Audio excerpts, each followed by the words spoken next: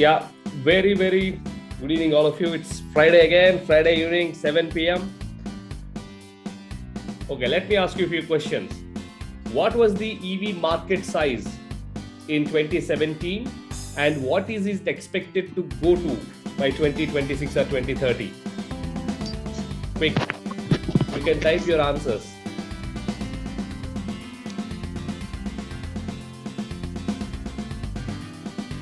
Now, 7.2 million is the complete global car stock. That means the population of total electric vehicle cars. Yes, 162 billion. Yes. Claps to the answer. Who is the one who gave that particular answer? Fazil Hayat Khan. Congratulations. Yes, that's the right answer. Right. And where is it expected to go to by 2030? 800. Oh man, geez, fantastic. Right. Okay. Now, what is the percentage of what's the percentage of EV sales? What is the percentage of EV sales in terms of the complete overall sales at this point of time? And where is it expected to grow by 2030? Tell me. What is the percentage of sales? 2.5%. Perfect. Hey, Hayat is rocking. Hayat is rocking. And where it is expected to go? Where is it expected to go? No, 10%. Okay, that's fair. 10% it is what is expected to grow. Fantastic. And then we started with the Indian context. Correct? And then finally, we were almost at the Niti Aayog slide, correct? And yeah, so with this, without any much delay, let me begin today's class. Today's class, we are going to complete the complete Indian context. We're going to look about different, I would say, EVs and companies and the fundings that they have received, how everybody chupke, right, including Hero, right, are already directly or indirectly invested into EV. We will learn all of it. So are you all excited today? If you are excited, type yes, I'm excited.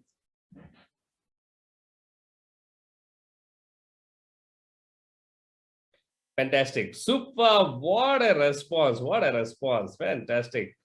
So at any point of time you have any doubts, please reserve your questions towards the end. I'm going to open up the complete forum for the questions so that we can all meet.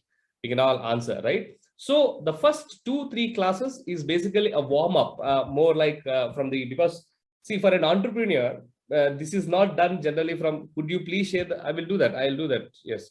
So from an entrepreneur perspective, it is also important for you to understand the market, how it has evolved, where it is heading to, what are the different various parameters that are acting on it. All these things are important as an entrepreneur perspective. That's the reason we are spending so much time, because this kind of data, what I have compiled for you and presented to you, if at all for you to do it all by yourself, it will take a lot of time, a lot of efforts. And most of the times, it is also possible that it might not be, you may not be making the right, I would say, interpretation also, right? So this is all important. So be patient.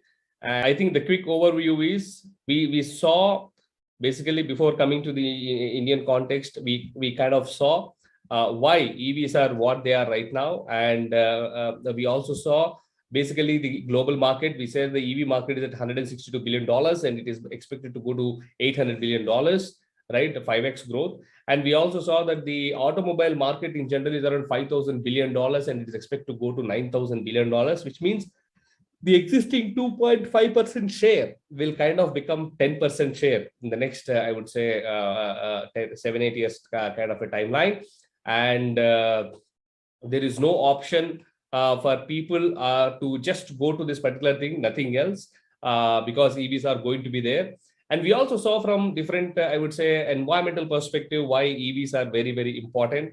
And finally, we also spoke, right, that how is it that most of 196 countries came together to sign different treaties, different agreements to ensure that the pollution is brought under control, correct?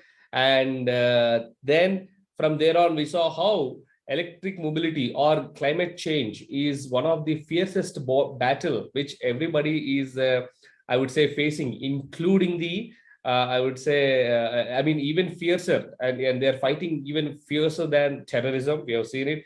This is the first of its kind where the OEMs, the governments, and then not-for-profit organizations and people like you and me have all come together to fight against the climate change. We saw what is 3C. We saw what are the catastrophes of 3C and all that we have seen. Then we have also looked at the Indian context. Then we said that, hey, you know what, Indian auto industry we have seen. And we also said that Indian auto industry and Indian ecosystem is also no different from there. The similar pollution levels already exist for us, right?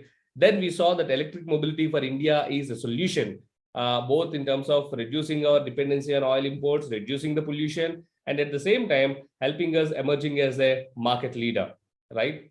Now, after that, then we have looked at this particular slide. We saw how China is already at 50% of the complete volumes. I think this is the answer you gave, Sharath. 7.2 million is the total car park. We are talking about this particular slide. You're right for this question. And close to 50% is by China itself, but you see the penetration levels are still single digit. So if at all there is any company, but then when you look at Norway, you see the penetration levels are already 40% plus, but then Europe, the numbers are only at what, 1.75 million, right, which is half of China. So then we have seen that if at all there is any country or any market which can stand the competition of China, it will only be India, correct, that we have seen. And we cannot afford to miss this industrial revolution. That also we have seen. Then we saw the government push of how it is doing, balancing out between demand and supply. I'm not going to repeat all of this because we have already seen it. Then this is a particular thing which we have seen, that is how Niti Aayog taking a center stand, right, is playing a very, very pivotal role. Now, my first question, what is the earlier name of Niti Aayog? Quick question. If you have answers, I would have told it in the last class.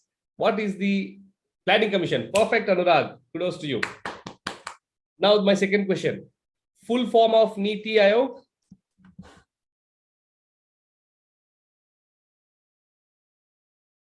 Full form of Niti Aayog? Even if you want to Google and say, you can try it. That's okay. See, as your mentor, my intent is not to just bombard you with information, but my intent is to excite you, to create that enthusiasm in you so that you would go and search. National Institute for Transforming India. Fantastic. No problem, Sharath. Absolutely fine. Even if it is Google, that's fine. My job is to kind of keep you excited and move. Superb. Srinivas, Sharath, and Anurag Reddy. Fantastic. Right? Very good. Very good. Now, how is it that Niti Aayog doing this particular anchoring thing? Okay. Now, again, quick questions. What is DST? See, I have given you certain abbreviations. If you know all of them, just keep typing. What is DST? Just keep typing. Moth, Moth, Mohua. I mean, I do not necessarily need to call. ISRO, MOP. Quickly, what is DST? Department of Science and Technology. Correct. BITS. Somebody called MB BITS. I don't know if that's the name. Yeah.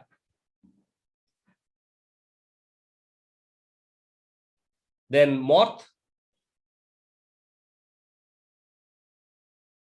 MOP is Ministry of Power, correct? MORTH, Ministry of Road Transportation and Highways. They are the ones who will give us licenses and all. In fact, let me tell you, there will be one module where I talk about only policy decoding, how different policies are, not just decoding from the policies that are written, but I'm also going to talk about what committee writes these policies, who will write these policies, yeah, what do they consist of, what are the powers of Ministry of Road Transport Highways. That chapter is going to be very interesting. You'll learn all of it. Yeah, correct. ISRO, yes. And MOF is Ministry of Finance. MOF is Ministry of Finance. And then finally, what is that?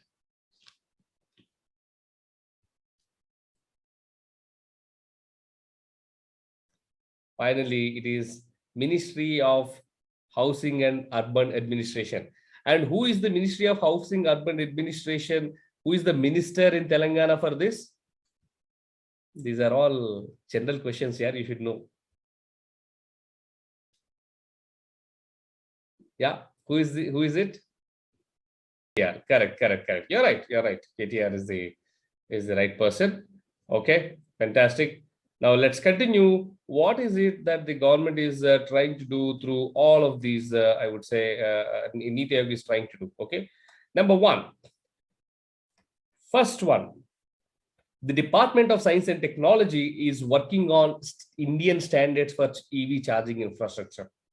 Though we will go in detail in the upcoming I would say modules where we talk about different types of charging infrastructure. Some of them are GB by T, which is of Chinese, I would say, origin. Then CCS, which is a European standard. CHAdeMO, which is an East Asian standard. Then Super Tesla, which is a Tesla charger, right? These are 4 different kind of standards which the world has right now, which sir, can you accept the invites? Yeah, there are no specific Indian standards. I mean, they are still being developed. So Department of Science and Technology took that particular thing, right? And then they are working on BIS's Bureau of Indian Standards. They are working on the somewhere between based on the CCS and the CHAdeMO. They're working on it, the Department of Science and Technology. And then now Ministry of Road Transport and Highways, right? So the last time I told you, right, that the government is also considering that can we start allowing vehicles with single homologation. I think up to 2,500 EVs without homologation they are going to allow for registration. Anyway, EVs are exempted from many of the, I would say, registration charges and many of the other charges. And of course, for 16 to 18, the earlier 18 years of a thing is now exempted. The license is also exempted. Then recently, the government also came up with a policy where the vehicle and then the battery, which means the glider and the battery are also disengaged. You can register only the vehicle glider. Glider means the body or a shell of the vehicle without the battery. You can register only glider and only pay per charge of the battery. Why this is happening? Because see, when you buy a car or a bike, you buy just the bike, right? You do not buy the petrol for lifetime, correct? But in EVs, what's happening is the battery, which consists to 50% of the vehicle cost. As per the current structure, we are, I would say, we are kind of forced to buy fuel for life. So that is where people are, that's where this rule will help normalize many of the costs. Okay. Now, then Ministry of Finance, what Ministry of Finance is doing is they're rationalizing customs duties to support, I would say, manufacturing of battery cells internally and also battery packs. Now, okay, I'm sure it will be a little confusing, but let me tell you. So how are batteries made? Batteries are made into certain things called packs, right? Some of the batteries are assembled in either in series or in parallel, and they are made into those packs. Now, the ultimate element of a battery is called as battery cell. This I'm going to cover in the upcoming module where I talk about how batteries are built, how batteries function, right? So there I'm going to cover that anyway in detail, but nevertheless, just for now, so that you understand the context very clearly, I'm talking to you. So some of the batteries are put together, the cells are put together into a battery pack, and then the battery packs are put together into a huge wholesome battery, right? That is for your understanding, have it right now. So Ministry of Finance is working on some kind of a customer, and most of the right now, every OEM in India is importing battery cells from outside India. Majority of it could be from China, some of it from different other countries. The simple reason is those materials which are required to be, I would say, required in manufacturing of this batteries, those materials are very expensive to mine them in India, and hence they are very expensive to mine them in India. Sorry. And hence these are being brought from imported from outside, majorly from our neighbor China. So now they are also working on it. Now, Ministry of Housing and Urban Administration Correct. Now, what happening is Ministry of Housing and Urban Administration, they are coming up with amendment rules, building amendment rules and town plannings where EV charging infrastructure, if you look at new apartments and new, I would say, societies within Hyderabad or any other city also, we understand that a lot many, I would say, apartments and a lot many societies are have now started giving space for EV electric vehicles parking, and they are now going to bring it as a mandate in law, where, say, for example, certain malls, hospitals, parking lots, every kind of a facility must have X% of their vehicles or chargings only, I would say, reserved for electric vehicles. Right now, ISRO is working on, as I told you, majority of our lithium-ion battery imports are coming from China, and hence the ISRO, Indian Space Research Organization, has taken up this particular project of building up indigenous lithium-ion battery technology, and they are already working with 10 firms, and one of them is Tata's. So it's a fantastic combination. I respect both these companies. Both are tech-driven companies, and both are passionate companies, and both work in the very much favor of the nation. So I hope they will be able to come out with a solution very sooner. Now Ministry of Power. What Ministry of Power has done? So they made charging EVs as a service, not a sale. That means anybody can offer this as a service. And they ensure that to install this charging infrastructure, you don't necessarily need any license, right? And private charging infrastructure is also allowed at residences. See, some of you asked in the curtain raiser session, how can I invest in charging infrastructure? I'm going to talk about this in the business models, but now let me touch upon it. You can actually make your wall, you can make your house, you can make your apartment EV friendly, and by installing the charging infrastructure, you can also, I would say, let others charge those vehicles in the charging infrastructure, and in the process you can make money, right? And they have also put a tariff. That tariff cannot be more than 50% of the cost of the supply. Cost of the supply means, say, for example, for EV tariff in Telangana alone, the cost is 6 rupees 10 paisa, right? Whereas the commercial is somewhere between 9 rupees to 10 rupees, and for domestic it is 3 rupees. So say if at all your input cost is, say, for example, 10 rupees, then you cannot go beyond 11 rupees 50 paisa. So only 15% is the margin you can do, because it's a very, I would say, less operational driven. You don't need anybody. Everything will be easier. So where are we? Tariff, right? And let me tell you guys, EV charging infrastructure, suppose if some of you are thinking about a business model or revenue model, that's a very low hanging fruit.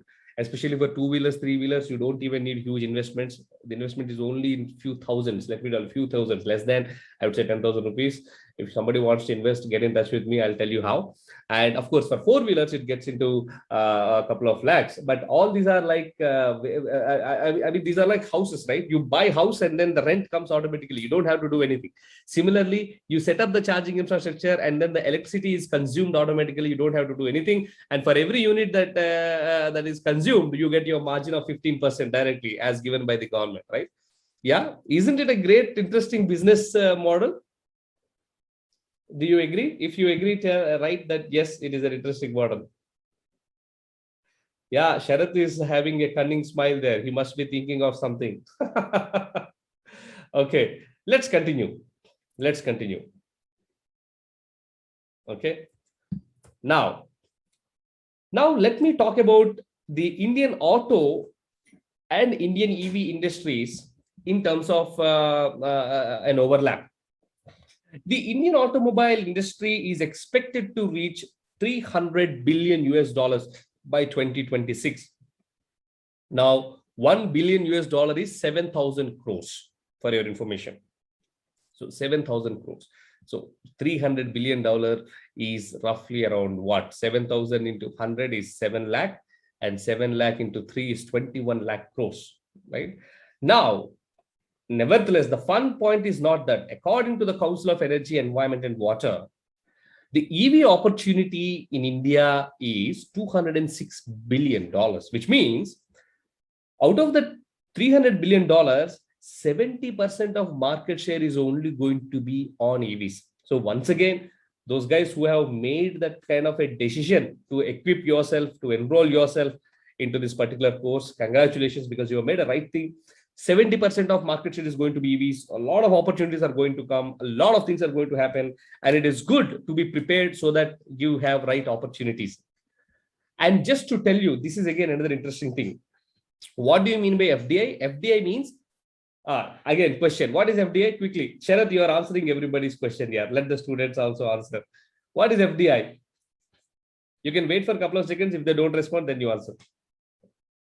Quickly, guys. Come on. Wonderful, Anil. Fantastic, Vivek. Nice. You caught up. Foreign direct investment. Now, next question. Above what percentage of investment is it considered as foreign direct investment? Okay, I'll give you multiple choice.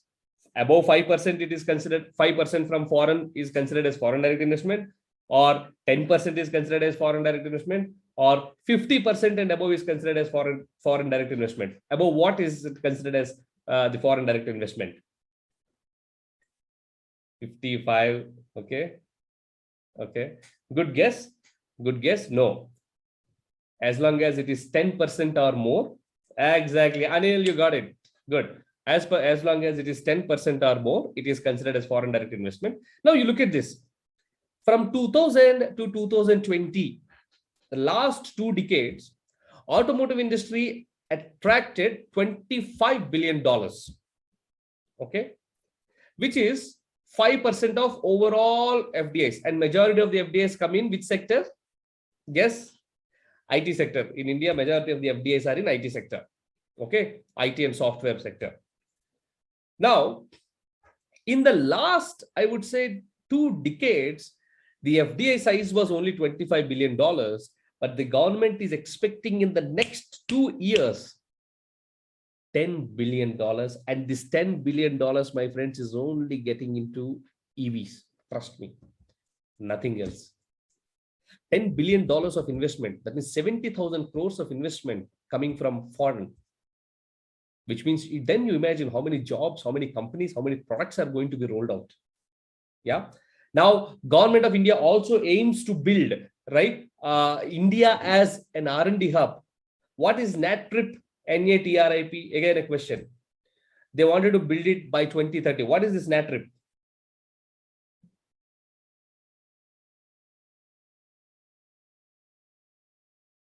NATRIP. What is the full form of NATRIP? Circuit. Okay, Anurag, good attempt. Circuit is part of NATRIP.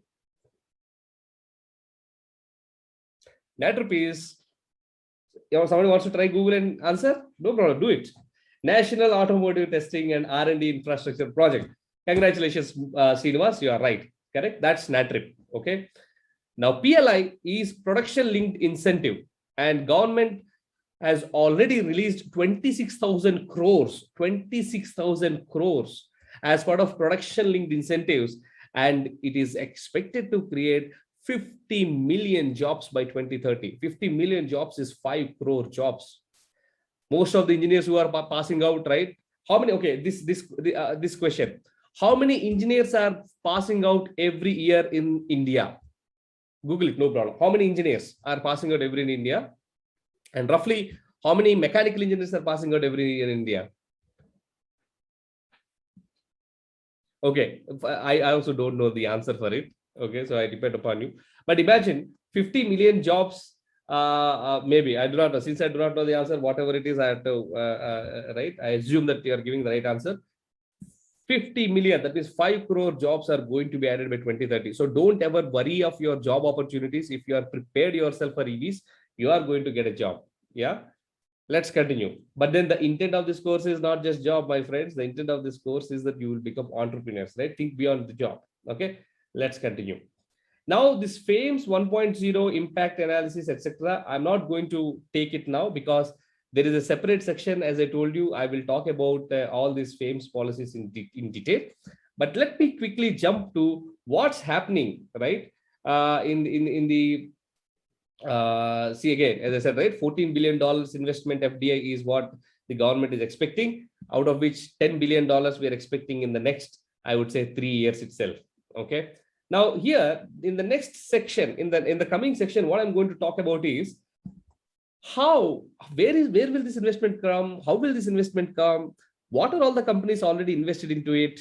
Right now, we are going to learn all of it. Okay. Yeah. Shall we continue? Any doubts until now, my friends?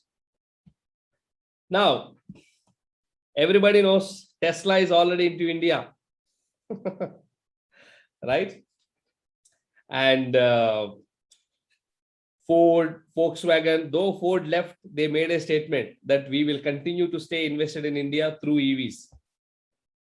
Tata Motors recently got the funding from TPG investment and they have committed 2,500 crores already. Mahindra and Mahindra also have plans to invest billions of dollars in EVs. Okay. Then in Hyderabad, US based company Triton has already come.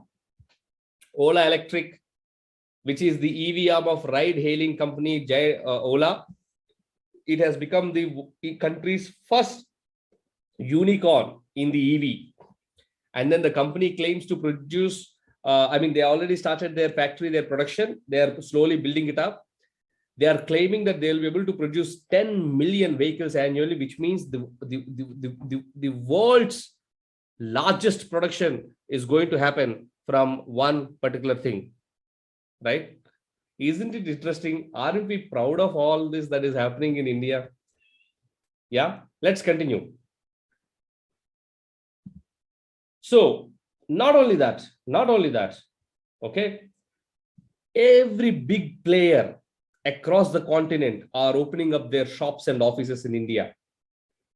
Okay, and we are going to look at why India becomes the default destination for all these players. For example, right, how many of you know that Hero MotoCorp is one of the key investors in Ether? Yeah, you all know. Okay, now Crompton Greaves and Greaves Cotton, which are very old firms, right? They also are investors into multiple, I would say, EVs companies. Are you aware of it? In fact, they have started very recently EV retail vertical, where they wanted to do multi-brand, I would say, vehicle selling. And again, a good news for you is the managing director and CEO of Crompton Greaves EVs. He is also one of the mentors on our EV Masterclass. In coming weeks, I will call him for an interaction. His name is Mr. YVS Vijay, who was the earlier Mahindra First Choice multi-brand car servicing services CEO. He was my boss while I was working with Mahindra. When I spoke to him about this initiative, he felt really good and he wants to do it. And I also spoke to him about job opportunities and internship opportunities. And he said this, thumbs up, right? So congratulations, team. Okay. I don't see smiles. I don't see things when such kind of news is announced. Yeah. While you're continuing your course, I'm also working on your placements and internships, not only your entrepreneurial ideas. Okay, great. No problem. Let's continue. That is pressure out of this course. Okay, let's continue. Now, not only that, not only India's, Asia's richest man, Mr. Mukesh Ambani, also has his eyes on India's right? Also have his eyes on the EV sector. His company, Reliance Industry, recently announced that it would make batteries for EVs. And what is the company? Which is the company with which Reliance partnered with? Any idea? Guess? Can anyone say the firm's name also?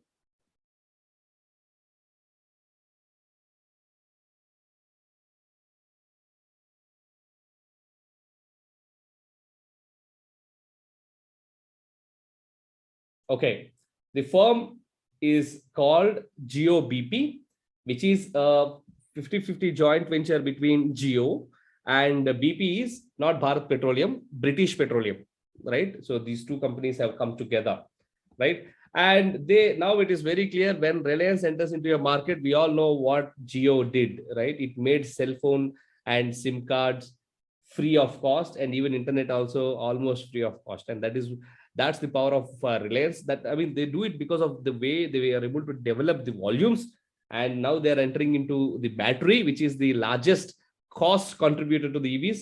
And if once they come and once they bring in volumes, the battery charges are going to come and EV sales are going to pick up, which means more EVs, more production, more jobs, and more opportunities, and better, I would say, environment and climate for all of us to live. Now, all these developments are coming while the players like Tata's, Hyundai's, Maruti's are slowly ramping up their EV productions in India. Okay, let's continue. Now, here is a quick table for you that talks about recent startups and their fundings, right? Ola Electric, I told you, it became a unicorn with SoftBank and Tiber Global among the investors. Okay. Now, Believe, it's an EV retail marketplace. There is $1 million. Euler Motors, yesterday or day before yesterday, they launched their first L5 vehicle, which is called High Load. Read about it. They raised around $4 million. And then Battery Smart, the funding is not disclosed, but they're into battery swapping. So these are only certain things, right? Maybe for assignment, you can also consider who are all the other players who would have received the investment recently, because those could be your potential areas of research and potential areas of market research for you to consider, either to start your startup or to consider yourself into a job. Yeah, let's continue. Now, these are other things. Okinawa is another company. Then and Torque Motors, based out of Pune, is backed by none other than Sri Ratan Tata ji. Revolt Intellicorp, Ion Energy, Tiger Global, all these, I mean, Tiger Global backed Ether Energy. So all of these guys, right? Yeah, Grafton Motors, which is based out of Telangana, which is launched very recently, right? So the country, with all these things happening, the country is forecasted to become the 4th largest EV market over the next 20 years. We took almost 80 years to become the 4th largest automotive market in the world. 80 years to become 4th largest automotive market in the world since the days of our independence, roughly. And EV, we are only taking 1/4 of the time. In just 20 years, we are going to be the 4th largest automotive, I would say, market, right? Isn't it encouraging, my friends? I'm excited. On top of it, look at all the other things that our Minister Gadkari ji is saying, right? He is pushing for 100% manufacturing of lithium-ion batteries in India. And for that, he is funding for research. He is giving subsidies for those materials. And he's saying that he is going to do everything and anything that is required to stop the import of lithium-ion cells from China and prepare those batteries in India. And also, there is a new concept that is coming up called urban mining. What is this urban mining? Now, do you know what battery you have in your mobile and your laptops? Guess? Again, a guess question. Yeah. Fantastic. Yes, those are lithium-ion batteries, right? Now, all these lithium-ion batteries, do you know that they can be remined, reused? The materials, the metals can be taken away. Yes, and that's called urban mining. And India is one of the largest consumers of mobile phones. So the research says that we really don't have to worry for mines. The urban mining, that is taking our old mobiles and then start getting the raw material from them itself, should be sufficient, right? Now, and Nitin Gadkari ji is very, very, very clear that in the next 5 years, he is going to put the trust on the Indian auto OEMs and Indian manufacturers to ensure that India becomes the biggest EV market, right? Now, until recent past, I would say until the last 1 to 2 years, the Indian electric vehicle market was mainly spearheaded by startups only, right? But only now, the big stream, the big brothers are also coming into picture, and right? And so this is an opportunity. See, because if you want to build an automobile factory, it's a huge, humongous task. You need huge real estate. You need assembly lines. You need a lot of, I would say, components, 2,000 to 3,000 components you have. And you need to bring all of that together. Unless you are Ambani's, unless you are Tata's, Birla's, unless you are Kinetic Green also, right? Miss Sulajja came. Her grandfather started Kinetic Green. Unless you are really, really rich and you have the capacity to invest that capital, it is very difficult for any new entrant to come into automobile industry. But not the case with EV. Why? Because EV assembly it can be done even, I mean, your complete car assembly can be done in a workshop of 2000 square feet. Can you believe that? Because it has nothing. It has got a glider. Glider is vehicle without battery. It has got a glider, skeleton, battery, wheels, and few minor components. The 2000 to 3000 components have been reduced to 20-30 components so that anybody and everybody can. I'm talking from the car's perspective. Now look at two-wheelers and all. I mean, there is an event, there is an expo that is happening in Hitex in Hyderabad that is happening tomorrow also. I would strongly recommend you to go and see.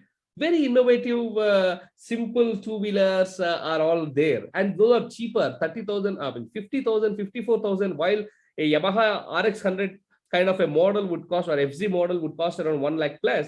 These vehicles look very similar, but then they only cost around 54,000, right? So look at them, attend such kind of seminars and webinars and expose and then gain knowledge. So what I'm trying to say is, if some of you are considering manufacturing setup in EVs, don't worry, you don't have to worry about huge capital investment, etc. It can still be done, right? Isn't it exciting?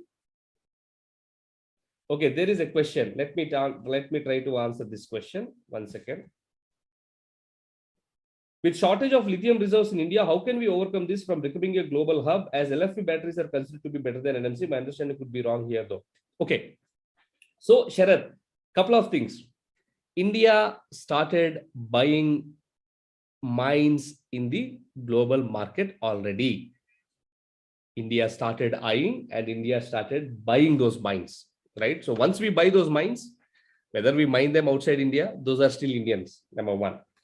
Second thing, this urban mining that I'm talking about, the government is going to take it very, very seriously, where all the recycled batteries and all the or mobile batteries, all these kind of batteries are being brought in again, and then those materials are further extracted to be made into again new battery packs, right? So there is plan, there is clarity, and that will happen, and it is not very far, probably 2 to 3 years from now, and that is where majority of the investment is also going. And once that happens, we will all look back to this lecture and say, hey, you know what, that prophecy or that prediction is right. Yeah, let's continue. But good question, Sharad. Let's continue. Right, Ratan, okay, India, Okinawa is again, and just how many of you know Micromax? Micromax phones you would have seen, no? Yeah. Do you know that Micromax co-founder, who is Rahul, invested into an EV company called Revolt? If in I think in July there was an electric vehicle expo that happened in the near NTR Gardens in on Necklace Road. By any chance, did anyone of you attend that?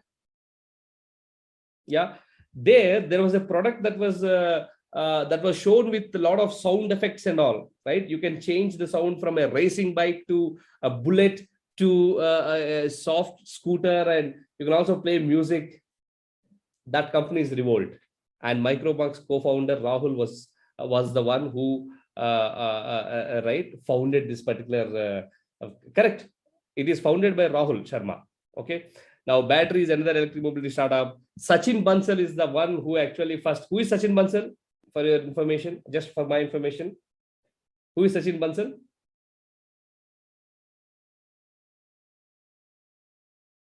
Flipkart founder. Okay. Now let me also tell you about the okay, another question.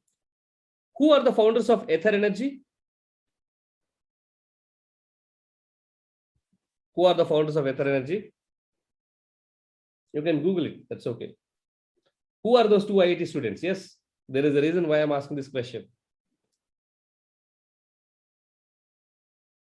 Tarun Mehta is one, and Google it. Swapnil Jain is another. Okay. Which department or branch did they pass out from, and in which year they passed out?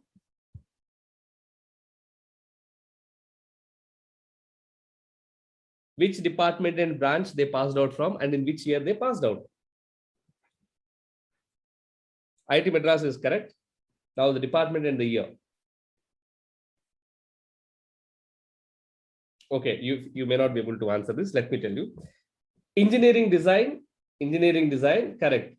They passed out in 2012. You're right. And now I do not know if you know this or not. Engineering design as a branch, which is bachelor's in mechanical and master's in automotive, right? That's the concept of engineering design. You get to do both BTech and MTech at IIT Madras in 5 years. Engineering design as a branch was started in the year 2005. That was the first batch. Okay. How many of you know that your mentor Rajiv YSR is part of the first batch of engineering design at IIT Madras? Swapnil and Tarun are my juniors at IIT Madras. Not only my juniors at my department, they are also from my same hostel, Ganga. And very recently, last week, I had been to Bangalore. I met them. I spoke to them about our EV masterclass. And right now they're busy because a lot of things are happening in Ether, and with Ola coming very strongly, 1100 crores of booking in 48 hours. All the investors are behind Ether asking Tarun and Swapnil, yeah, what are you going to do? Right. So right now they're busy in it. But once they get free, I'm going to invite them also to interact with you guys. Let me tell you, my friends, there could be 101 such kind of a masterclass, EV class, courses, etc. But one thing I can guarantee you is that such kind of an exposure which you are getting, the ability to talk to directly with the founders of Kinetic Green, Ms. Sulaja Firodia, the ability to connect with the automotive director, government of Telangana, the ability to connect with the CEO charge zone, right? And then the ability to connect with Mr. YVS Vijay, who is the CEO of Crompton Greaves, and with, right, very soon I will bring Tarun and many other people that I'm going to bring. That can only happen through our EV Masterclass for a simple reason, because I'm not an academician, I'm not a professor, I'm from the industry. And I seriously see that there is a huge gap for talent in the industry, especially into electric vehicles, because even when I want to hire, I don't get people who are groomed. I have to look for other company and pay them more and then bring them. Even if I hire somebody, they may not fit and then they may leave. So there is a lot of cost of, I would say, hiring, a lot of cost of attrition. That's exactly the reason why we started this EV Masterclass, to nurture and to groom young talent like you and make you prepared and valuable resources for the EV industry. Yeah. Okay. Yes. So if some of you do not know my background and all, I would strongly recommend spend some time on the on my LinkedIn profile. You'll get everything. I'm a bachelor's master's from IIT Madras, 2005 to 2010 batch. Then I worked with companies like TVS Motors as a senior design engineer, Bosch, part of their global leadership program for 5 years. Right, global leadership program is also in Germany, part of Bosch headquarters. Then I worked with Mahindra and Mahindra, part of its own internal startup called carworks.com. That was where Mr. YBS was my boss, was the CEO. I was reporting to him. Then after that, I joined a company called Topper.com. I do not know if you know Topper.com, which is competitor to Byju's. I was heading the sales for the complete Southern India. And finally, I'm also I joined Gati Logistics, where I started the last mile electric vehicle operations for IKEA. Okay. And so this is just to give you that you are talking to somebody who is from the industry, and I will be able to connect you with the industry. I understand the gaps in the industry, and those are exactly the gaps which I'm trying to fill through this EV Masterclass. So encourage your friends to consider taking this EV Masterclass for this next cohort also. Okay, let's continue. Now, these are the recent fundings, right? Other than them, what we have seen, Ion Energy, this is again into battery management systems. Now, what is battery management systems? Why are they important? I'm going to cover all of them. Don't get panicked. Don't worry. And Pure Energy, then Smarty, $15 million, right? Smarty is, again, Smarty CEO, Goldie, Mr. Goldie Srivatsav is also one of the mentors on EV Masterclass. Smarty is based out of Delhi. Okay. Then Ultraviolet raised $2.5 million from TVS Motors, right? Yulu Bikes raised $16.5 million from Bajaj Auto Limited. So what is it that I'm trying to communicate is this. every big player is already invested into EV ecosystem. Every big player is already invested in EV ecosystem. Though outside they do not talk about it, but they are invested. Hero is invested through Ether. Crompton Greaves is invested. I mean, Greaves Cotton is invested through Ampere. Bajaj is invested through Yulu bikes, right? So be very clear, guys. It is going to come. And again, Jindal, right? Jindal is again a wonderful business group. From Jindal's, now they are trying to build the first EV battery plant in Karnataka to kill the monopoly of China. Reliance, anyway, we have seen it is coming into charging infrastructure, right? So, guys, the days are exciting.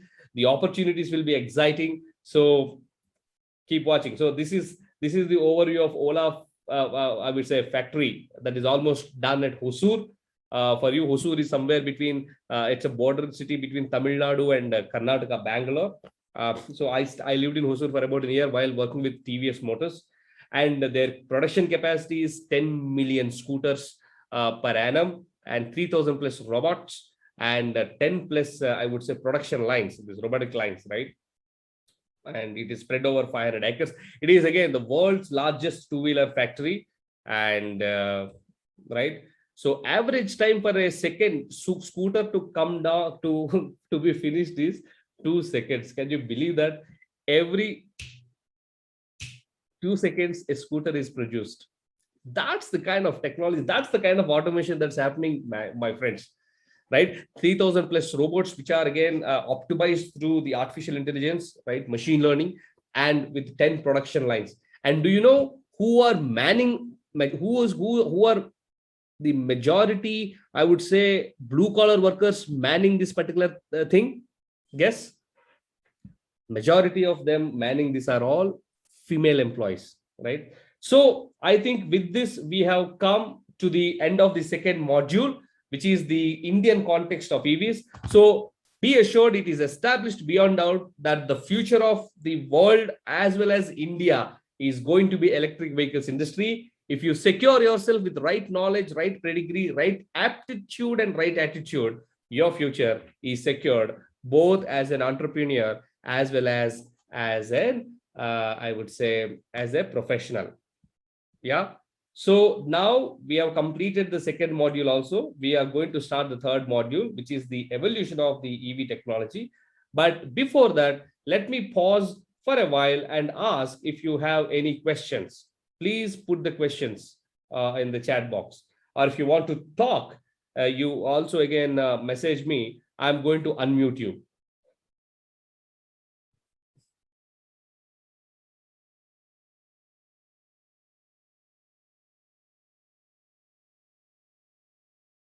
Now, this evolution of technology is going to be very, very, very interesting, my friends. Very, very interesting. You will know how actually EVs have all started. Any questions? Anybody wants me to unmute? Somebody please respond here. Sir, I wanted to know if we get to work on industry level projects as well going through this course. Okay. So there are two things. The expectation is that as you're going through this course, you will work on your own projects.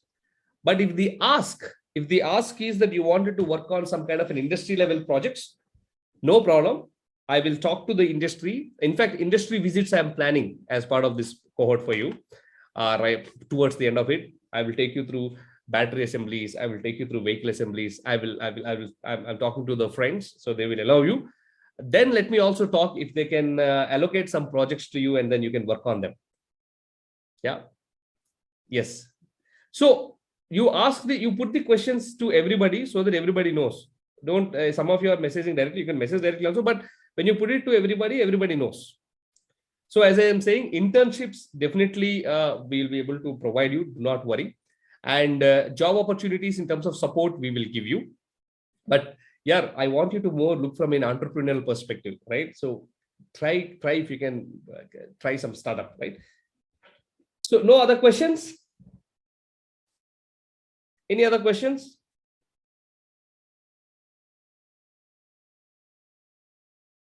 Yes, I will provide you in, yeah, correct. Zamil, yes, I have answered you the question. Yes, internships and factory visits. We are going to facilitate. We are going to do it. Don't worry. It's on me. But yeah, you might have to travel within Hyderabad. And if some people are interested to travel to Bangalore also, level 2, that's a level 2 certification, any good reading material to keep up with the changing new technology. Yes, I'm going to give that to you. I'm going to give that to you. There are many, in fact, see, what I'm going to do is not that I'm just going to give you that material and say, read it. I'm going to show you what are the sources from which you need to download this. What are those ministry websites you need to keep a close watch upon, right? How regularly you need to keep yourself up. See, this is the base that I'm giving you. Yes, can't we regenerate energy? Good questions I'm going to answer, right? First, let me answer this. So this is the base I'm laying you, my friends. And on this base, you can build whatever you wanted to build. This is the foundation, right? So we're going to do it. And if some people are really interested into advanced level courses, that courses also we are offering. Basically, this also involves close to 3 days to 5 days stay in Bangalore, where I'll be taking you through the I will be taking you to the labs and let you work on those labs on different battery testing machines, dynamometers, etc. But this is level 2. Level 1, you will definitely have some industry visits and some support in terms of I would say internships. And in fact, I have also requested Harshita to forward you some job opportunities that are already there. People have started already asking. So whenever she asks you for these kind of details, respond to them immediately so that your profiles can be shared, and all your certificates also will have my signature. So the industry recognizes me. So they know that, okay, if these guys spend 3 months with Rajiv, he would have rubbed off some EV knowledge onto them and they'll be more than comfortable in taking you there. So don't worry. For level 2, there are no prerequisites. The level 2 prerequisite is level 1. You will have to finish this. That's all. That's all. That's the prerequisite. Nothing else. Okay. Now I'm going to open the chat. There are many questions. I'm going to answer all one by one. But good that you're asking me questions. Can you give the detailed information of investment in establishing EV charging stations? Varun, I'm going to do that. I'm going to do that in a session, which I'm going to, in one of the modules, I'm going to do that. Don't worry. Can we regenerate energy from the wheels of car instead of a charging? Yes, this is called regenerative braking system. This technology is already adopted. See, how many of you have seen old cycles, old Hero Atlas cycles? Maybe your father or somebody in the village would have used old Hero Atlas cycles. How many of you seen? Now, in those old Atlas cycles, have you noticed that there used to be a light to the handle of the cycles?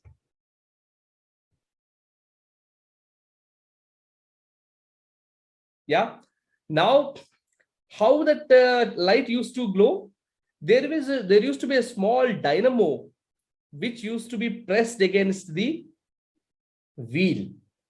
And when the wheel runs, this dynamo would run, and that is how the electricity is generated. Correct? That is the same principle that is being applied while you're braking the vehicle. The motor, which is until then driving the vehicle, will start acting as a dynamo, producing the power and giving the power back to the battery, thus charging it back. So this technology is already there. The deeper explanation of this I'm going to give at the right module. But for now, I think this answer should be sufficient. Anurag Reddy, okay, now somebody told me, sir, please answer my question. You're not answering my question. Okay, let me answer your question. Yeah, just a minute. Good, Anurag, you have decided, like, how much can we charge? Okay, okay, sir, okay, Anurag Reddy, I've answered your question.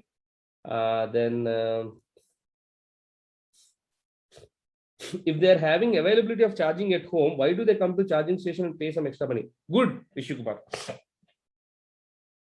In charging, there are two types of chargers charging, Rishikumar. One is slow charging, other one is fast charging. Now, the Fortum chargers, right? Those are there in some of the Indian Oil. See, Begumpet Coco, company-operated, company-owned IOCL is there. There, Fortum chargers are there. And Kukatpalli metro station, Fortum chargers are there. Then also stadium near the Tarnaka, Uppal also chargers are there. You go see them. Those chargers and those guns are fast charging guns. That means If you take normally 6 to 8 hours to charge your, for example, four-wheeler, you go there, they get charged in about 90 to 120 minutes, right? But at home, you cannot. So whenever people want to charge them faster, they go to fast chargers. But at home, whenever they want to charge the small, at home, they'll charge smaller vehicles, right? That's it. Okay, so I think these are good number of questions. Shall we get on to the next topic, please, which is evolution of technology? Are we ready? Are we excited? Are we get up? If so, type yes, I am excited.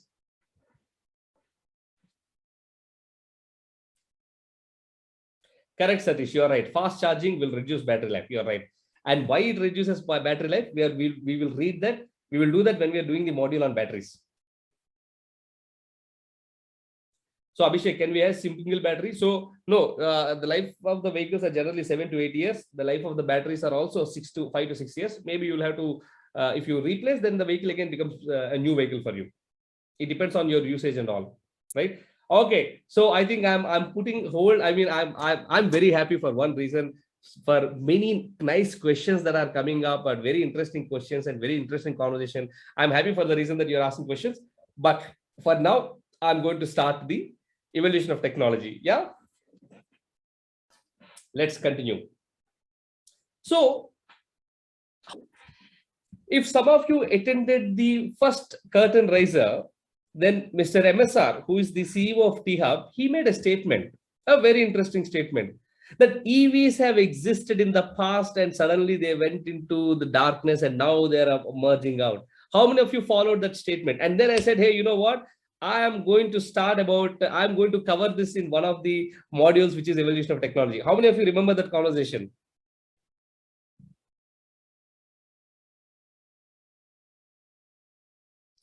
Okay, Vivek, you remember. So this is that particular, I would say, session where you're going to understand. No, EVs were not first introduced in 1960. Adil, you will be surprised when I tell you when are EVs introduced, right? You'll be surprised. Great, great, great. I'm excited. Let's continue. Okay. So first of all, these are just elementaries, right? What is an automobile? An automobile is basically a vehicle which can produce the power within itself for its propulsion. Propulsion means moving. So that's called a self-propelled vehicle, or it is also called as an automobile. Mopeds, scooters, motorcycles, cars, jeeps, trucks, etc. come under this particular kind of a automobile only. Now, any self-propelled vehicle used for transportation of goods and passengers is actually called on the ground is called as an automobile. Okay, and it is different from the okay, somebody is giving an answer. Very nice. I'm happy that Fazal is Vivek is giving it, but that's okay. We'll cover this in this particular thing. I'm not going to see at the chat for a while. I'm going to just look at the slides right now. So that's an automobile. So that's a right. And how is the self-propulsion is happening so far? The self-propulsion so far is happening through something called an internal combustion engine. Now, why is it called an internal combustion engine? Is because the combustion, the power is generated through a combustion or a bomb blast or an explosion. I'm going to take you through certain animations also, and I'm going to teach them in probably in next two classes or so how engines work. So that's where you will understand why is it called as the internal combustion engine. So and that is used for the passenger and goods transport is called as an automobile, right? So now this is my first question. What is the biggest invention by mankind so far? What is the biggest invention by mankind so far? Quick answers, quickly.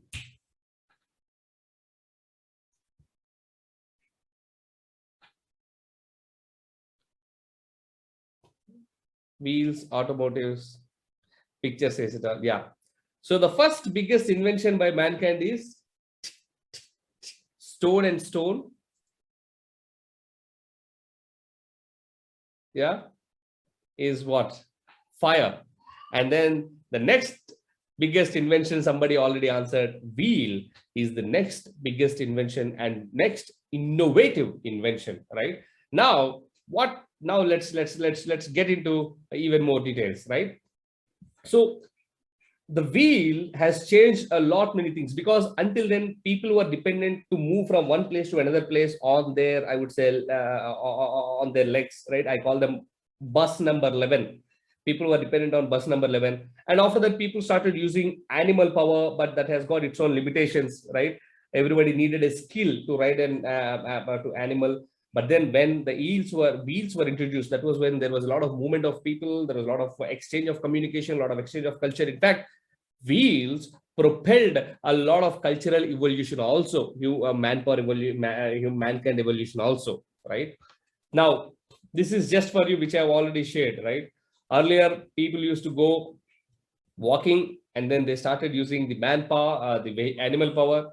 Then in 1817 was when the first cycle was introduced, two-wheeler cycle. Then a three-wheeler IC vehicle was introduced, and now we are talking about Tesla. This is how the personal mobility evolution has happened. But let me now go back to this, right? So how many of you know this guy?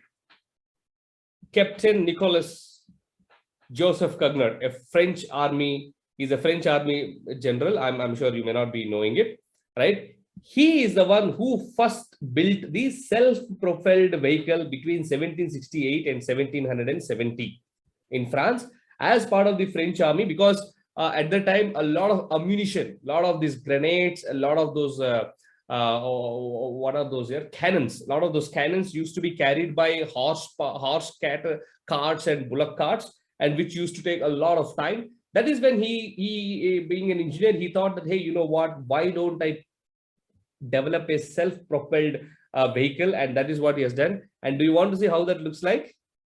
This is how it looks like. A steam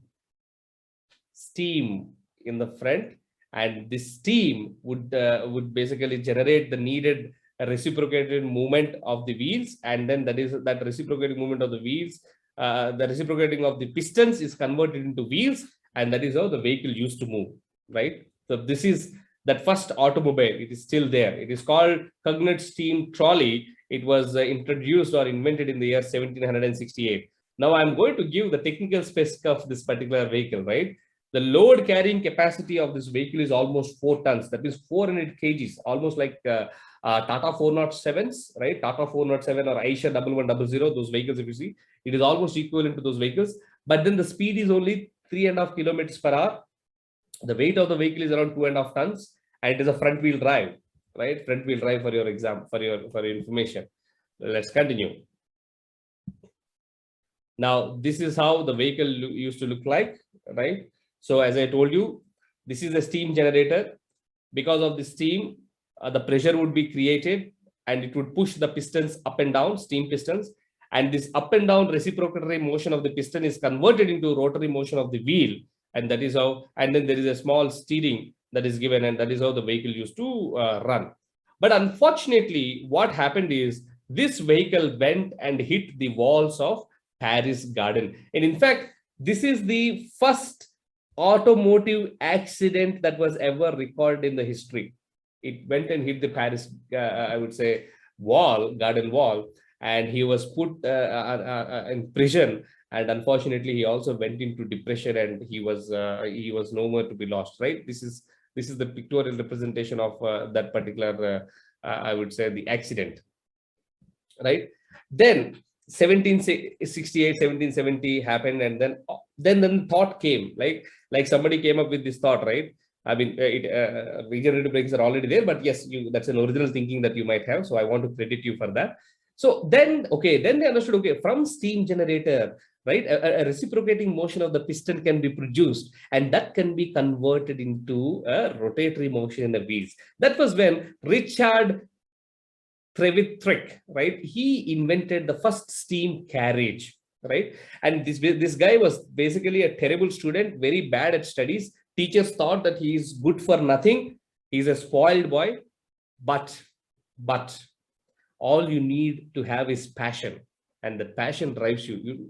Education will help you, right? But people's opinion doesn't really matter. If suppose your student, your parents or your teachers or your friends might say you're good for nothing, you can't do, don't get disappointed, right? Those are not facts. Those are their opinions. The fact always lies in you, right? All you need to have is passion. And look at this guy. Out of his passion, we are able to add the name of this vehicle is Puffing Devil, because a lot of the steam used to come out of this chimney. You see, puff, puff, puff, puff, like the steam engines we have in the locomotives, right? So, but then, right, that is why we are able to talk about him, right, in this EV masterclass. Now we were at 1768, 1770, and almost 1800s, right? And now, like the case in the movies, I'm going in the time machine and doing, and then 100 years later, let us see what happened in the 100 years later, right? Carl Benz, 1768, 80, 1780 we have seen, and around 1886, he was the first person or the first inventor of the gasoline powered automobile. Now, while I was in Germany, right, in Stuttgart, there is a Benz museum. If suppose some of you go have an opportunity to go to Germany, I strongly advise you to go. And while working with Bosch, part of the global leadership program, I had an opportunity to work in Germany, and I did not miss the opportunity to visit the Daimler Chrysler Mercedes-Benz museum, and this is outside the museum, right? So my friends, this in this cohort and in this masterclass, not only the theoretical knowledge that I've gained that I'm sharing with you, but I'm also going to share some of my personal experiences and personal learnings, which are which generally people do not get access to, right? So this is how the museum looks like, right? This is just for your information, right? Nothing else. Now, in those days, this is how the palaces used to be, and most of the locomotion or transportation used to happen through horse driven carts, and this is how the marketplace used to look like. As I said, in the early 1800s, the cycles were already introduced, so people were using cycles. This is how the marketplace looks like, right? And in 1885, right, the Benz Motors in Germany developed the first vehicle propelled with internal combustion engine, right? And this is that particular vehicle. It is not a four-wheeler car directly. It is basically a three-wheeled vehicle. Look at the wheelbase, 1.45 meters. 1.45 meters means it is even smaller than the regular auto. Auto car wheelbase is roughly 2.2 meters, right? But this is at around 1.45 meters. Okay, so smaller than auto. The engine is somewhere behind. I'm going to show all of it to you. So how many of you are seeing this particular thing for the first time?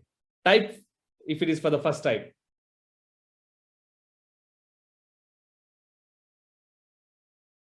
Yeah. And these are original documents. So design timelines. 1885, he designed the vehicle and built the first operating model. In 1886, he applied for patent. And in 1886, again, the same year, July 3rd, he made the first public demonstration. And in 1886, November 2nd, his application was accepted and he received the patent. How many of you want to see how many of you want to see how the original patent of this would have looked like?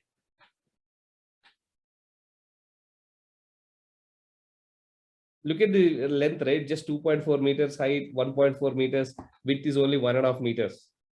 Okay, so here is a surprise for you. And this is how the original patent looks like. If you want to take a screenshot, you can take. But yeah, this is how the original patent. And this original patent is still there in the museum. And I took that while I was in museum. See the design, see the drawing, so nice. I mean, see, engineering design, sorry, not engineering design. Every IIT in India was actually backed by one or the other country. And IIT Madras was backed by Germany. That's why we have even majority of some of our visiting professors are from Germany. And that's why IIT Madras is very strong in mechanical and electrical engineering, right? German engineers are just fantastic. German, I mean, they know only one thing, that's called perfection, right? So look at this brilliant, right? You see, this is where the engine is. It is the earlier version of differential. I'm going to talk about how differentials work, of course, anyways, right? So yeah, let's continue. So my friends, yeah, the old homes in the campus also are German style. You're right. Madhuri Baya, by for some reason, are you from IIT Madras or you have visited IIT Madras anytime? So this is how the first, I would say, Carl Benz, see, this is the internal combustion engine. But this is not through steam. This is through gasoline. Oh, man, you lived in IIT Madras for 25 years. Fantastic. We'll connect later. Okay. So You see this? This is how the vehicle looks like, right? Interesting, right? This you don't get in any books, yeah. This you don't get in any books or any articles outside. Nobody writes it. This is all by proprietary content. Okay. Now, so in 1886, right, January, Carl Benz filed for a patent. And at the same time, while Carl Benz is inventing this here, Daimler is completing his motorized carriage in Cannstatt. Cannstatt is also another place in Germany. Okay. Now, independent of each other, both of them realized their dream of a vehicle that can generate power by itself. One is through gasoline power and other one is through motorized power.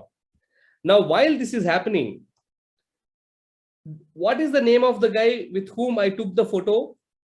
Can anybody tell who this guy is?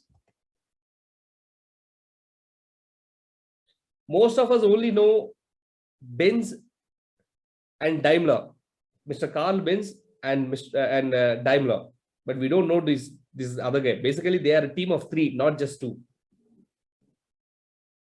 And Mercedes also released a car on his name. Anurag. Yeah, Anurag, you should type all these things to everyone. Yeah, not to me. Let everybody know. Good answer, Anurag. Correct. So a Mercedes-Benz model was named after him, and his name is William Maybach, right? This guy.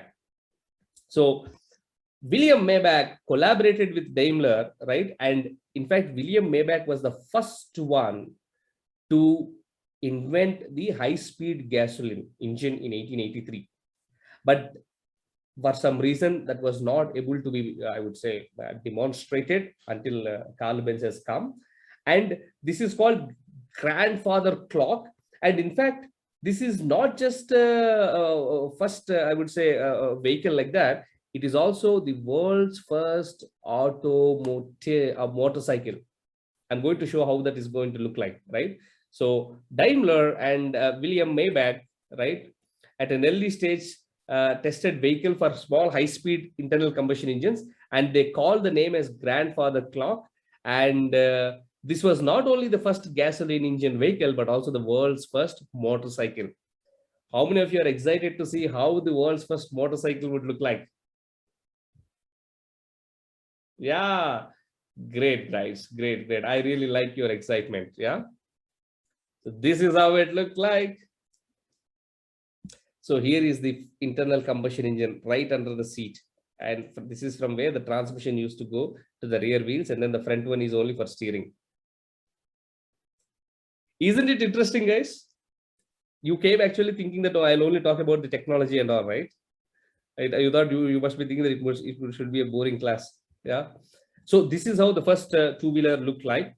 And this is the trio: Carl Benz, Maybach, William Maybach, and this is Daimler. Okay, this is the trio who are behind the complete Daimler, Chrysler, or Mercedes Benz, whatever you call it, of that company. Let's continue. Okay. Now, in 1886, we saw that this guy demonstrated, Carl Benz demonstrated it, and then he also got the patent. And from there, he built the first four-wheeler, and then he named it as Victoria. Who is Victoria? Why he would have named it as? Again, you can Google it. Who is Benz Victoria? Google it.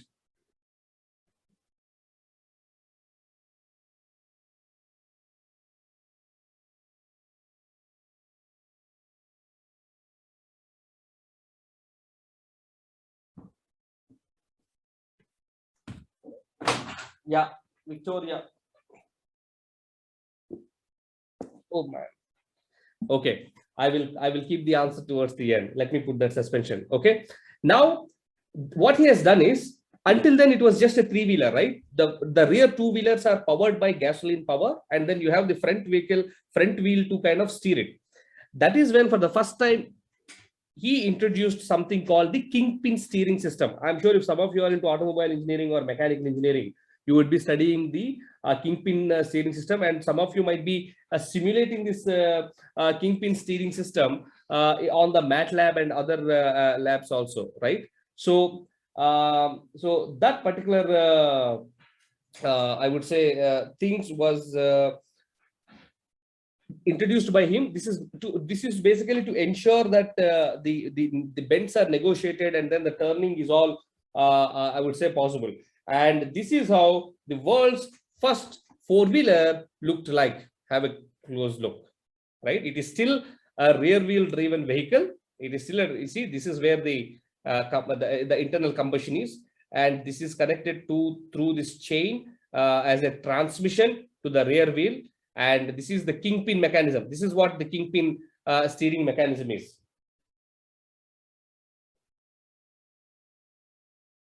You're able to see all of it?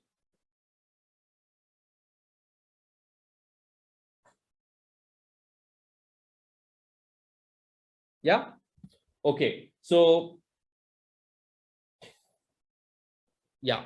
So this is I would say the vehicle, the first four-wheeler vehicle which was launched, and this is how the internal combustion engine looked like. Friends, look at it. The gasoline powered internal combustion engine looks like.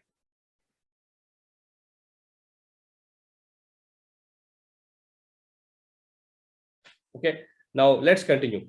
Now let's continue. So what's the name of this car? I mean, this is just the next, I would say five minutes. I'll only spend just driving your automotive excitement. So there are many designs in that particular, my friends, in that particular museum, right? We call it a wings car, right? Seagull. It's basically called Seagull. And this is one of the race cars. These are some of the concept cars. Look at them, how they look like, right? And there are, I mean, see what we see on the cars on the road are very, very simple cars. In terms of their concept cars, they are way ahead. The market is not yet ready, and hence they have designed those concepts and kept them in the museum, right? Correct. So now they're talking about flying cars, right? And then look at how those concepts slowly developed, right? Look at them slowly. It has become a flying car, right? So your Germany tour is over. Now let's come back to during the time, while in 1880s and right, so 1780s, 1760s, we saw how that Nicholas, that French military engineer, has done it. And after that, now we have seen 1880s, almost 100 years later, what was happening in Europe. And in 1886, how the first when was the first car launched? Not in 1886. When was this car launched here? 1893 was this first four-wheeler were launched. And you know what was happening at the time in India? In 1897, Mr. Foster from Crompton Greaves, he got the first motor car to India. He brought the first motor car in India. And in 1901, in less than 7 years of that invention, right, Mr. Jamshedji Tata, he was the first Indian by nationality to own a motor car. Now you understand why Tata Motors has come. I'm going to talk about all of this sometimes if we have time, right? That's there in their blood. Automotive is there in their blood. He is the first Indian to own a car, right? Let's continue. So now,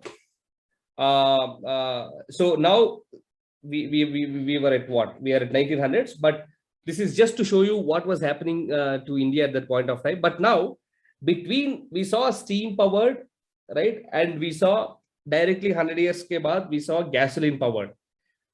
Now, steam powered is somewhere in 1780s and gasoline power is somewhere in 1880s. What was happening in between them? I have now divided that into 3 time frames: 1830 to 1890, 1890 to 1940, 1940 to 2000, and thereon, right? And now we are going to learn each one of these things very, very clearly. Okay. Yeah. So the first functioning EV was actually developed around 1832 by a British inventor called Robert Anderson, right? The first electric vehicle in the United States was introduced in the end of 19th century by another inventor called William Morrison. But then at that point of time, the general interest along the EVs is kind of growing. This is between 1830s and 1890s, right? But then still, while this technology was still there, horses and horse-carried carts, I showed you, right, in the market, how horse-carried carts used to be the mainstream of transportation, those still remain there. But here is one thing. For personal vehicles, right? At that point of time, three technologies were all emerging between 1830 to 1890. Three technologies were all emerging together. What was it? The first technology was steam engine, right? Which we have seen 1780s, somebody has tried it. The second technology was gasoline, which is done by our dear Benz. And then the third technology, which was competing along with both of them, was an electric powered technology. So the roots and then the seeds of EVs were not in 1930s, were not in 1960s. It was between 1830 and 1890. It was as early as 1832. Yeah. Shall we continue? So how many of you, this is the first time, how many of you is it an eye-opener that, wow, EVs existed so long ago? Respond. Okay. Now, if those are existed so long ago, why is it that they lost their sheen? We are going to look at it. So, but then the steam engine did not actually meant for the practical use, because number one, it is very heavily built. And number two, at every time, once that water is over, the water needs to be refilled, and that would take around 45 minutes. And then the water tank needs to be carried. So it has got its own limiting factors in terms of range, in terms of its build and all that thing, etc. Now let us come to the gasoline power. Now that range factor was kind of managed with this gasoline power internal combustion engine, but then the driver has to, to increase the speed, etc., to take care of the transmission, the driver still had to change the gears while driving, and it was harder. Right now, the gear system then were completely different, right? And then the engine needed to be started by hand crank. I do not know if you have noticed that hand crank in the photo here. I'm going to show it. Do you see a crank here? Do you notice a crank here? Let me just put a laser spotlight. Yeah. Do you see a crank? So it is through this crank. So so there is no smart ignition, my friends. There is no such kind of ignition, right? Switch ignition.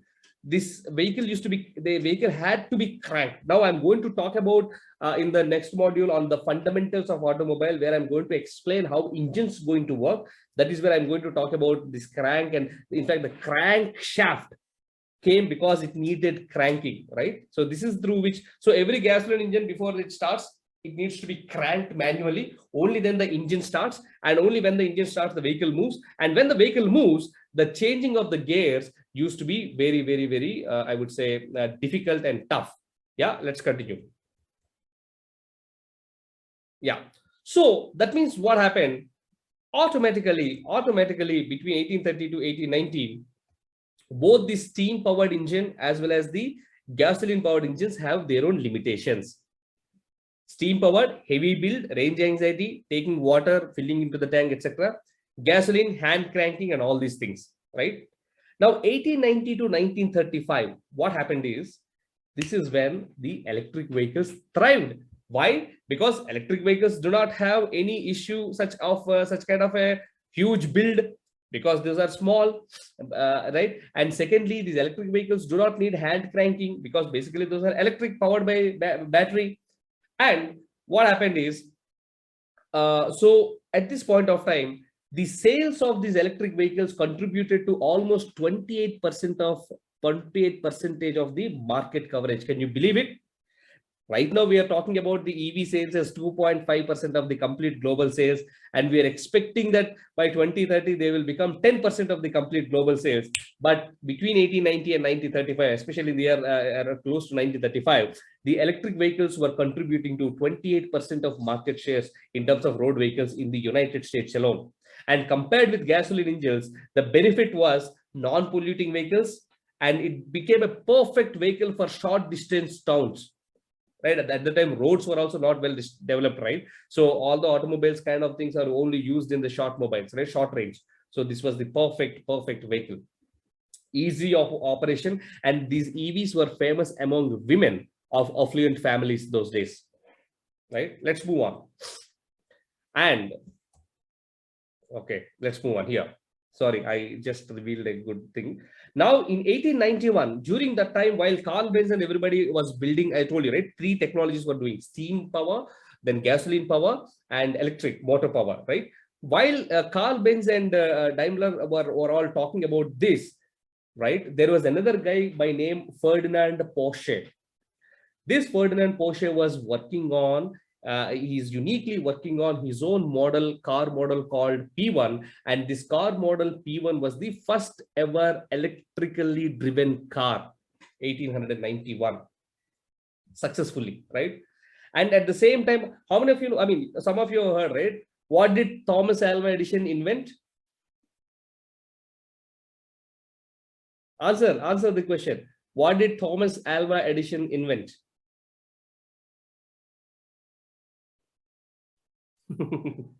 Bulb. Correct. So I'm taking you to those days, right? So in 1891, Ferdinand Porsche invented right, the first electrically driven four-wheeler. It is called Model P1. And this Ferdinand Porsche is nothing but the founder of what company? Guess.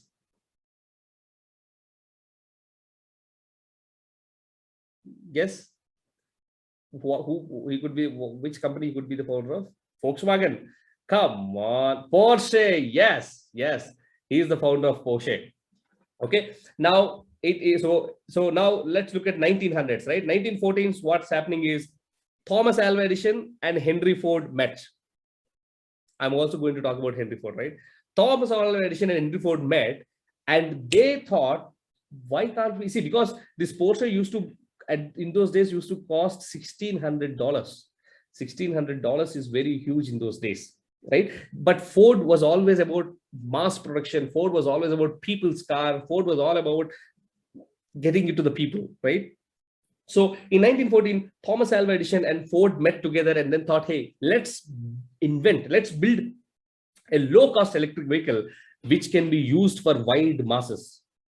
But unfortunately, at that point of time, their partnership and then their work did not work. Had it worked, probably instead of buying an EcoSport petrol or diesel, we all could have bought a Ford EcoSport electric, maybe, right? Let's continue. So this is how the first Porsche EV1 looks like. You're able to understand, you're able to look at it. Porsche. See the very name Porsche. Even this vehicle. See how sophisticated and how neat and class it looks like, right? Yeah. Let's continue. So between 1890 to 1935, what happened is this is what it is, right? Now we have seen between 1830 to until here we have seen between 1830 to 1890 we saw what happened, and then we saw what's happening between 1890 to 1935. So this is what is happening. The first mass-produced car possessing an internal combustion engine was done by Ford, and the name of it is called Model T. Okay. Now listen to this. Daimler Chrysler were doing an experiment, and then they were doing in 1886, they built one internal combustion engine with gasoline power in Germany. Ford was basically an industrialist, is looking what needs to be done. He saw that electric vehicle was good, but then he tried to kind of team up with Thomas Alva Edison, but that did not work out. Like I told you, right? See, so then the first mass-produced car, then Ford immediately changed its focus from electric vehicles to IC vehicles, and he produced the first Ford model, mass-produced model called Model T in the year 1908, and it appealed to wide masses because the cost of the vehicle was only $650, right? That means in today's terms, it is roughly how much? 1 lakh rupee, right? So $650 it was then, it matched. Whereas the electric vehicles at this point of time, what we have seen right now, right, was almost a triple the price tag. As I told you, Ford was more a man of masses. And then this is very interesting. This is very, very interesting. In 1912, the electric starter was developed. Why? Because what was one of the biggest, I would say, hindrance for a internal combustion engine? I told you, What was the biggest hindrance that I told you? Cranking, right? Hand cranking. Excellent. Manual cranking was the biggest hindrance. And in 1912, the first electric starter was developed. And that means the disadvantage of hand crank disappeared. That's all. And it boosted the sales of gasoline powered cars. And since then, the biggest developments on the market, right, in the United States happened. And then the prices of the gasoline were coming down. The network of gas stations were going up in 1920s. And right, so the biggest problem of manual cranking is taken care. Kingpin, other steering things are also kind of developed. Then oil started, people, I would say, extruding, right, oils, and it became very rampantly available. And then the gas stations were available, were spreading across the country by 1920s.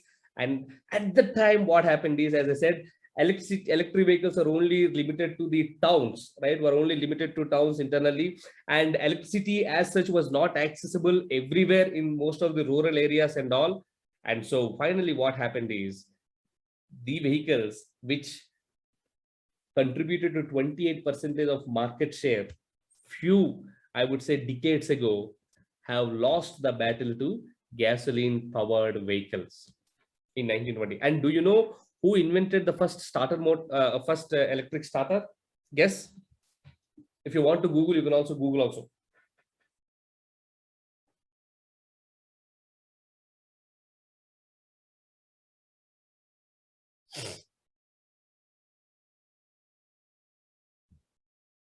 Chat.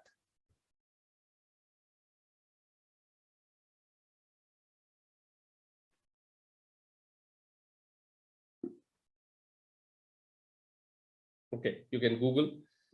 No, not necessarily Tesla. Okay, and in fact, one of the I would say one of the, I mean, there were many engineers who contributed in the invention of starters, and Bosch also, Bosch was not the inventor, but Robert Bosch was also one of the key contributors, right, in those days. Let's continue. Guys, now you understood where we lost the battle, where the EVs lost the battle. You are clear, right? You're able to understand how the technology evolved, how the vehicles competed with each other, how the three technologies, right, steam, gasoline, and electric, how one has good points, other has bad points, and how the manual crank as a problem has been solved with the electric starter. And that's it. That's it. The gasoline's right, correct. So I know you have Googled it, no problem. So now, what is so great about Ford, and how this Ford Model T, how is it the game changer? Because number one, this is, until then the vehicles were produced, those were not produced in mass. They were produced individually as individual units, right? But for the first time, these vehicles were produced in mass in 1995. And then the concept actually came from the rifle manufacturing from the Civil War. And this is how the design and the manufacturing of the first Model T was. And again, the technical specifications are, it was almost a 3000 cc vehicle, and the body was built by Ford, and the engines were built by Ford, and then the bodies were built by different, I would say, body manufacturers. And these are all hand built cars. And in fact, Ford is the one who started many other things, right? They suppressed the electric motor. Yes, Yashwant, you are right. They suppressed the electric motor, and we are still struggling to get the right motor in place. That's okay. So this is how the mass production used to be, guys. I mean, the first assembly line means the line, moving assembly line, right? That means the vehicle keeps on moving, and as they move at every station, I do not know how many of you worked, right? But I worked in the manufacturing industry. I was with TVS Motor Company as my first job. In fact, as part of my induction, as I joined as a postgraduate engineering trainee and PGET, as part of my induction, I had to spend 2 weeks in the assembly line, 2 weeks in the morning and 2 weeks in the night. And I was also assembling things like this, right? While the two-wheelers were moving. We are not allowed to carry mobile phones in the TVS factory. Otherwise, I would have taken those photos and presented them to you, right? So this is what their first production house in Detroit looks like. Let's continue. Right now, so just a quick thing for you. End of 19th century, what happened? Right after this first model, right? This lorries, trucks, were also there, but lorries and trucks, since they are big, they were covered by steam powered. But then since the gasoline and petrol has come into existence, immediately those also moved. Then the threat of world wars, right? 1930s, right? And earlier 1930s, World War One, we all know. Now, what happened is, because of this World War One, more roads were laid, especially in Europe, and commercial vehicles were used to transport people, to transport ammunition, to transport everything, right? So that was when commercial vehicle sales started picking up in Europe, and IC engines again led to development of motor bus. Then autobahns. You know what are autobahns? How many of you know what are autobahns? I will, next time I will share. I drove on autobahns, and it's an amazing thing. Autobahns are basically what we call our national highways. These autobahns are called these are called in Germany as autobahns. And the way these autobahns were designed such a way that even at the time of the war, if a flight has to land, if an aeroplane has to land, they should be able to land, right? That is the kind of a thought process that went into these autobahns. So very huge. Even if you are driving it, see, right now our roads are restricted to 120 kilometers per hour, right? But there are no restrictions. Even if you drive at 200, 240, 260 kilometers per hour, you just don't understand. You don't feel that you are driving at 200 kilometers per hour. You feel as if you're going at 60, 80 kilometers per hour. And I've done that. I've driven it. It's fantastic. If you get an opportunity to go to Germany, visit Daimler Museum, visit also Volkswagen's museum, and definitely drive on their autobahns. Yeah, let's continue. So until then, as I said, electric trams used to be there. Trams we still have in Kolkata, one of our Asian cities. You go, you experience them. Those are also very good things. So trams were replaced by buses. Right, you're able to understand, right, how the automotive industry as such evolved. So until then, majority of the frames were wooden frames. Then slowly the wooden frames changed to steel. Okay, and as I told you, majority of the coach builders were only families, right, who were building those coaches, and they started coexisting with the large companies. But by the end of the Second World War, what happened is all those coach builders, etc., came down. Only those who have got the specialized manufacturing skills continued to remain, and Americans and Japanese. Now, what happened is at the point of time until the Second World War, majority of the production used to happen only in America. Majority of the production only used to happen in Japan. And when the forces of Europe and the other forces, when they started bombing these, that's all, the complete industry collapsed. So that was when, after the Second World War, what they started is they started moving parts of operations across the world.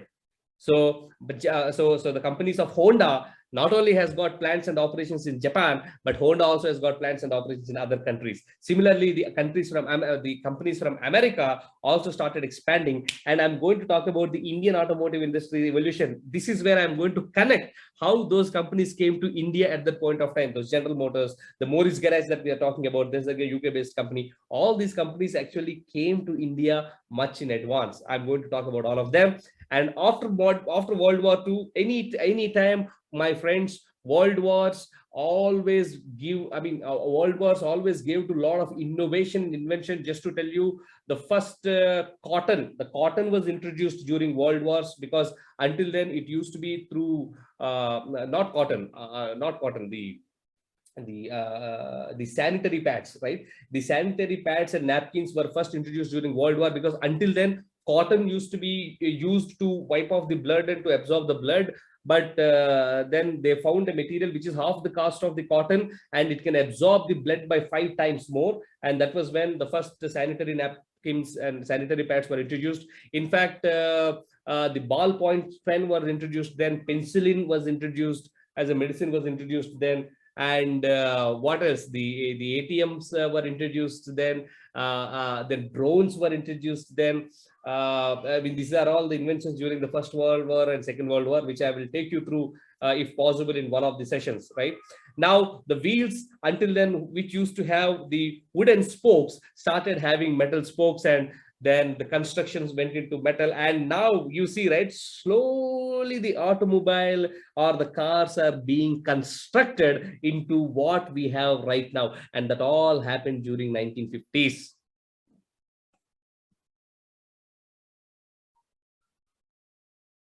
Right now, so Then what happened? 1935 to 1990, EVs lost their focus. And for the rest of the 30 years, right, it was the domination of combustion engines that led to not developing the electric motor technology at all and not working on the battery technology at all. And cheap prices of oil further continue to focus on advancement of the combustion vehicle technology, but not electric vehicle. Electric vehicles were completely in dark. Okay, in this, of course, even during this era, even between 1935 to 1990, when the electric vehicles are completely ignored, there were two companies who were still trying to make, and one company was name, one of the companies' name is called Sebring Vanguard, and it produced in 1970 around 2,000 cars, and the name of these cars are called city cars. And then the second company was called Alcar Corporation. It also made some cars, but that did not happen. But the city cars used to run around the US markets until 2006, when the first vehicle of Tesla called the Roadster was introduced. Do you want to see how that city car looks like, friends? If so, they say, yes, I want to see. Great. So this is how the city car looks like, Mr. Bean car. Right, it is a two-seat car, a battery is in the bottom, and then the battery is connected to these motor wheels, hub motor wheels, and that's it. Very nice, right? The city car. Very neat and nice, no? Yeah, it's like Nano, correct. Two-seater. It is more like Nano, and it is more like Mahindra Reva. Yeah, let's continue. Nevertheless, the BMW, which is again a German company, in 1972, they made an attempt to build an electric car, and then they introduced this electric car during the Olympic Games in 1972 in Munich. And then the model is 1602E. That is what the model. So this is how the batteries are, right? And this is how the transmission is. You're able to see, right? Batteries, and this is how the transmission is, correct? And this is how the model used to look like. And it is again a 42 HP vehicle with a range of 37 miles on single charge. But after the Olympic Games, again, it lost its, I would say, sheen. So sad, right? Now, but what happened? What happened? We all saw, right, that the pollution was increasing. And in 1970, the Clean Air Act was established in the US. That is where every individual state in the America was forced to focus on the quality of air, right? And then the world prices of oils also started growing. That is when in the 1970s, the oil cartels also came together. And then the Arab oil, right? The Arabs guys came together, and then they started increasing the oil prices. They became a cartel. Then what happened? Then US sanctioned, right, saying that, hey, you cannot do this because the oil priced in peaked to 1970. In 1973, the oil prices peaked to high. And then that was when, on one hand, the oil prices were increasing, and majority of this is in the Arabs fold. And on the other hand, what's happening is the pollution is also increasing. That was when the focus again went back towards electric vehicles, right? And it was in 1976, right? The first electric and hybrid vehicle research, development, and demonstration act was produced or was passed in the US. And since then, the focus on EVs has come. Now, after that, again in 1990, Clean Air Act amendment was made. And these are all, majority of these, I would say, developments happened in the US, but later the rest of the world followed. And then again, then the rest of the pollution and other things I've already taught during the first, I would say, module of global context. So I'm not going to spend much time. But then the point I'm trying to talk here is increased prices of the oils and increased pollution levels again brought back the focus on the EVs. And you know who made the first, I would say, successful EV? The first successful EV was again made by General Motors. Who is the founder of General Motors? Again, see all these questions. If you do not answer, if you do not know, no problem. You Google and then let them know. Who is the founder of General Motors?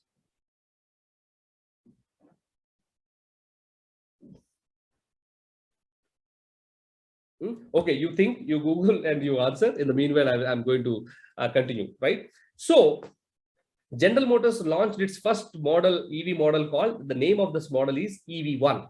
Okay, and it became the most sold electric vehicles on the American market. In fact, in those days, in fact, what I'm trying to say, in fact, it became a pioneer vehicle, right, in its segment continuously. And during its initial year in the production in 1996, more than 1,000 units were sold, and General Motors was thought, yes, this is it, and we are going to go ahead and then kill it. Okay, and then unfortunately, but they were not able to build on the momentum that they were able to do it in 1996.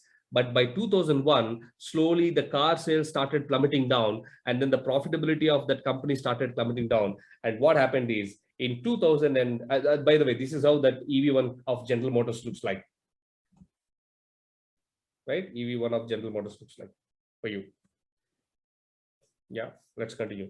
Then what happened is, okay, and I'm going to talk about what happened to that. But in the meanwhile, let us also see what was. So Toyota also introduced something called Prius. It was also, again, the world's first hybrid and electric vehicle, right? It's a hybrid electric vehicle, and it started its sales in 2000. This is how the Toyota Prius looks like, right? Now, my first question.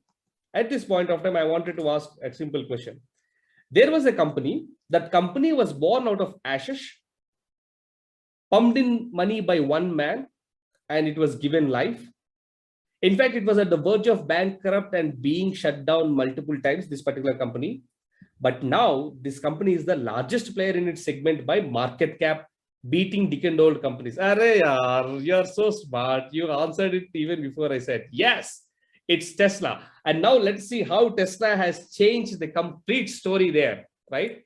So what Tesla has done is, and then again, their product market strategies are fantastic, and I cannot but admire such a visionary who is Elon Musk, right? Now, what he has done is that General Motors company EV1, which was almost to be shut down in 2001.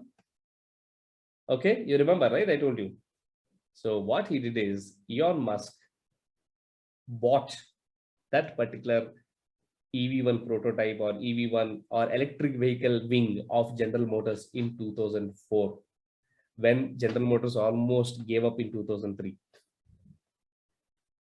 Right? That is what differentiates leaders and followers, guys. Their ability to see that, hey, you know what, something is going to happen and I'm going to be there, right? I'm sure some of you took the entrepreneur role because you had the ability to see which the regular people could not see, and hence you are pursuing it. So kudos to your entrepreneurial spirit, but kudos to Elon Musk, who was able to see in 2004 that his company in the next 16 years is going to be the world's largest company in terms of market cap, beating decade-old companies such as Toyotas, Hondas, Daimlers, and everybody. Right now, what is the strategy that he has I would say adopted? Then this is the strategy. He adopted a 3-tiered strategy. First one, until then electric vehicles were only considered to be a feeble, weak vehicles. Then he said, hey, you know what, I don't want electric vehicles to be a feeble, weak vehicles. I want to demonstrate the capability. So the first strategy is demonstrated the capability. I'm going to tell you how he has done it. Second, until then electric vehicles, the city car you have seen, right? Small car. Even look at India, yeah? Mahindra Reva. How is the electric vehicle? People used to think electric car means Mr. Bean car, right? Nobody has got a respect for an electric vehicle, electric car. Even our two-wheelers also look like toys right now, right? Electric two-wheelers. People think that these are inferior to regular ICE vehicles, right? So second thing he has done is he has positioned this vehicle as a high quality and high-end vehicle. And then finally, he came towards mass production. Look at the exact opposite strategy to Henry Ford's strategy. Henry Ford's strategy was, you can choose whatever color you want as long as it is fill in the blank. This used to be Henry Ford's statement to his customers. You can choose whatever color you want as long as it is, type the answer here, as long as it is black, because he was only producing the car, mass producing the car in only black color, right? But look at this is different. He first demonstrated the capability, then he positioned this as a high quality and high end product, and finally he brought the mass production. Then finally he brought the vehicle for mass production, right? Now this is what I'm going to show. So that vehicle EV1 which he took from General Motors. Look at how he has converted that to. He has converted that into a sports car. Right? He took 4 years, 2004 to 2008. He took 4 years to do the R&D. And in 2008, he launched sports car and its name is Roadster. And you know how much was it priced then? 1 lakh US dollars. That means roughly 70 lakh rupees as in the current things right now. Premium product. Then you know what he has done? In fact, he has sent this Roadstar to the space. You are aware, right? We have one Roadstar in the space right now. In fact, the first Roadstar which he has built, that first car, first model, he sent it to space. Crazy guy, no? Elon Musk. Right? So after that, he launched high-end sedan called Model S in 2012, which is almost 70 to 90,000 US dollars. Position Tesla as a sought after product. It is not a cheaper product. It is not an economical product. It is a sought after product, a product of technology, a product of high end, a product of autonomous vehicles, a product which people sought after, which people seek after. Launched Model S. And now in 2016, right, he's launched Model T. What is Model T? Model T is the mass car, which is the target price was 30,000 US dollars, which means around 21 lakhs. Anybody can buy, kind of thing. In fact, in India, he is trying to launch this Model T in India so that he can also, everybody can find the Tesla affordable. Don't you think this is, what kind of a product market strategy are this? So much to learn from him, right? Do you agree with this? Was it mind-blowing what Tesla has done, what this Elon Musk has done? No wonder he became such an inspiration to many youngsters, right? Yeah. Okay, we are almost there. In another 10 minutes, I'll be closing. Yeah. So now, what is Tesla right now? Look at the market cap value. Toyota, which is a 150-year-old company, was at 175 billion US dollars, but Tesla is 184 billion US dollars. And of course, who is the richest man on earth as on today? Guess who is he? Look, he overtook Volkswagen, he overtook Toyota, he overtook Honda, Daimler, BMW, Ferrari, General Motors, right? Ford, everybody. The richest man on the earth today is Elon Musk. His net worth is more than what Jeff Bezos and Mukesh Ambani has put together. His net worth is more than both Bezos and Ambani were put together. You can also Google what his net worth is, you will get it. So my friends, if some of you are really considering an entrepreneurial role or a journey here, think like him. Do not go with masses. Do not go with what people would say. Do not go with what I would say first trillionaire, correct? Do not go with what people will say, right? Go build the ability to see beyond the obvious. Build the ability to see beyond the obvious and have the guts, right, to do things differently. How many times haven't we seen in 2015, 2016, Tesla was almost on the roads, right? It was almost to be closed. But this fellow, with his strong perseverance and wit and grit, did not budge. His board of directors, his shareholders, they wanted to kick him out, right? That's what happened to whom? Steve Jobs. They kicked him out of Apple, but again had to bring him back to ensure that the company is in the right shape, right? So they wanted to kick this Musk out. But what has he done? He knew what he's doing, and he has proven it. First, and what's the what is a trillion? How many billions is a trillion? Just conversation here. Type it. How many billions is a trillion? Okay, 1,000 billions is a trillion.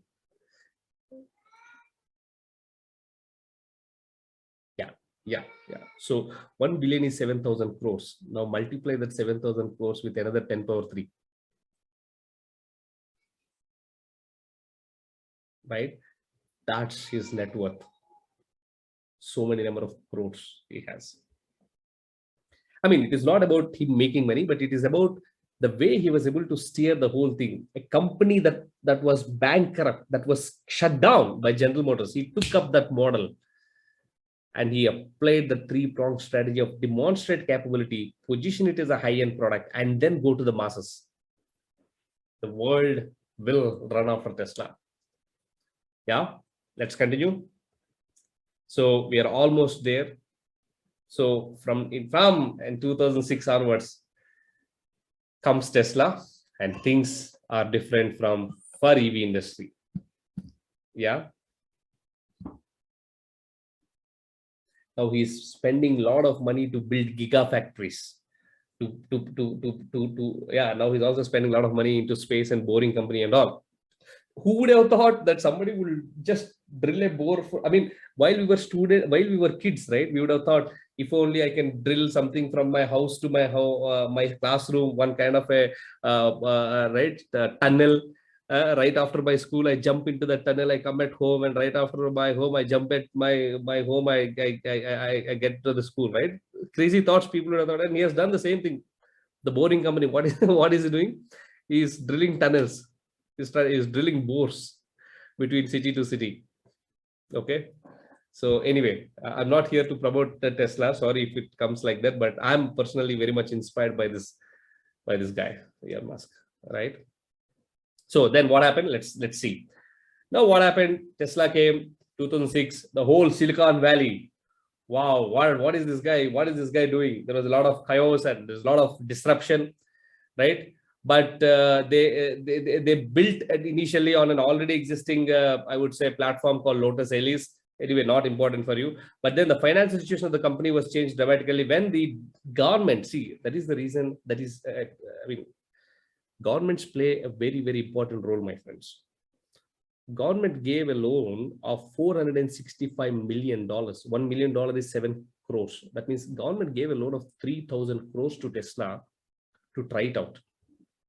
And just to tell you, where did he invest this? Where did he get the money to invest into General Motors? Any idea? Any idea from where Tesla would have got that money to buy that particular thing from General Motors? Quickly. Guess. He had a company which he sold then.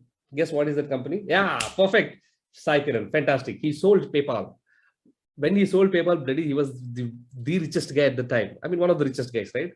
And he channelized all his efforts rightly. And after that, he took 3,000 crores loan from the government in 2006.